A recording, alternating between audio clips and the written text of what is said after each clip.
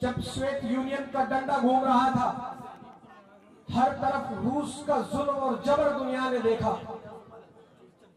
اس کی ظلم کو افغانستان طالبان جانتا ہے، اس کے ظلم کو اس کے ارد گرد اور اس کے نواح میں پھیلے ہوئے تمام ممالک جانتے ہیں. روس کے اندر موجود علماء سے جا کر کے پوچھیں، جب روس کے اندر ایک مسلمان کا نماز پڑھنا مشکل ہوتا تھا، حضرت مولانا محمد ذوالفقار فقیر احمد نقشبندی صاحب دامت برکاتہم فرماتے ہیں کہ میں روس کے سفر پہ تھا، ایک مولانا سے ملاقات ہوئی.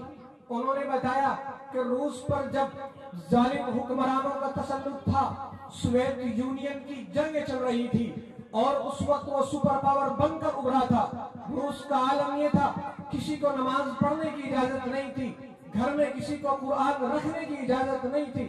مولانا میں اپنا واقعہ بتاتا ہوں کہ جب مجھ کو فجر کی نماز پڑھنی ہوتی تھی، میں گھر کے باہر ٹیبل بچھاتا، وہاں کرسی رکھتا، ٹیبل پر گرم چائے رکھتا، وہاں اپنے بچے کو بٹھاتا اور یہ کہتا جب ظالم حکمران اور ظالم فوجی دستے یہاں سے گزرے اور وہ میرے بارے میں پوچھے تو کہہ دینا چائے رکھ کر کے ابھی گھر میں گئے ہیں، آ کر کے چائے پئیں گے. میں اتنے وقفے میں فجر کی نماز پڑھ لیتا تھا، ورنہ جو نماز پڑھتا دکھتا اس کو پھانسی کے پھندے پر لٹکایا جاتا تھا، جو قرآن پڑھتا دکھتا اس کے گھر کو جلا دیا جاتا تھا.